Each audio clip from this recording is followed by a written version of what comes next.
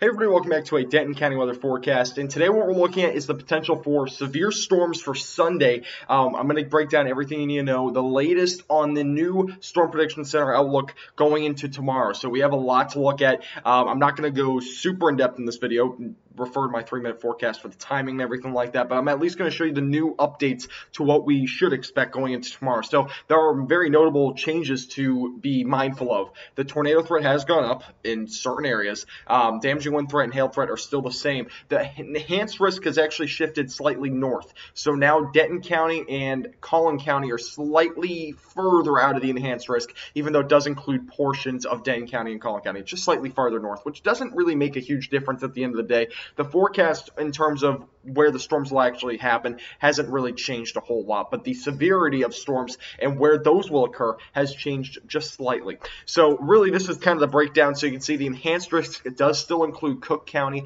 Grayson County. It also includes the Paris area, and this also does include areas like Plano at this point. In McKinney. Actually, it does not include Plano, it includes McKinney, excuse me. And also includes Greenville. The slight risk does include Denton, Plano, Flower Mound, Dallas, Fort Worth, Weatherford, Decatur, Bowie, as well as Waxahachie and Claiborne and Granbury. Those areas are all included in the slight risk. The marginal risk only goes as far west as not even Graham. I mean, it doesn't even go that far west. It does go to Mineral Wells, Stephenville, Hillsborough, Waco, and actually goes as far south as almost San Antonio. So it is a fairly large area that we're looking at, and it's all due to a trough. And as again, where I'm telling you where this trough is going to be located is right here, just southwest of Wichita Falls. And those storms will eventually kind of fire up. And those supercell storms are going to start to very well fire up around 7, 8, 9 o'clock tomorrow night. Something to be mindful of is that the overall severe risk is still potentially going to be enhanced to potentially moderate at some point down the road. I can't rule that out, that it does go a little bit higher.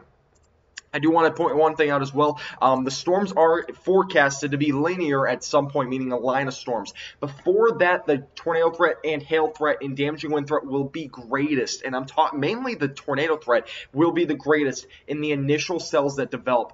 These are going to be rapidly developing storms, and if they're discrete at any point, the tornado threat is going to be greatest in those storms. So that's something to keep in mind. I'm going to go through damaging wind threat, hail threat, and tornado threat individually. The damaging wind threat is basically the enhanced risk area. I mean, there's not much of a difference here. The 30% chance within a 25-mile radius exists anywhere in Gainesville, Sherman, Paris. 15% chance in Decatur, Plano, Dallas, Fort Worth. You know, those areas again are included. It's basically the same as what we're just looking at. The hail threat is going to include basically the same areas again. I would anticipate the greatest hail threat still being in this area here, and that really is going to be the main area in those initial cells. Again, if you do not see, you know, if you're somewhere out here near like Texarkana or Tyler, Texas, you're probably not going to see much of a hail threat, mainly due to the fact these storms usually drop large hail in the initial hour or two of them being alive. So that's just something to keep in mind.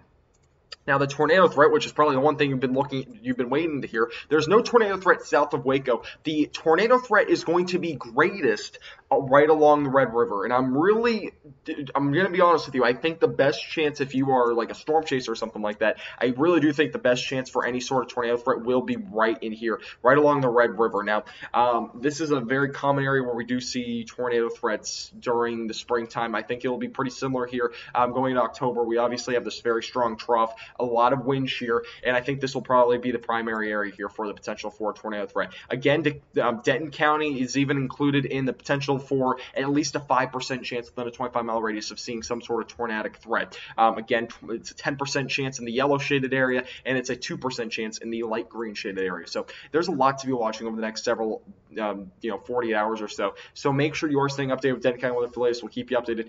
Make sure to follow us on Facebook and Instagram for the latest, and make sure to watch our latest YouTube videos and check those out. Those will have the best information for you on timing and all of that, and we'll have a lot more information for you this afternoon and evening, so you can be prepared before this event does happen. Not everybody's going to see storms, by the way. Not everybody's going to see severe weather, but most of us at least will. So the majority of DFW will see at least some sort of storms, not really including anywhere west of Mineral Wells. I don't anticipate much activity that way.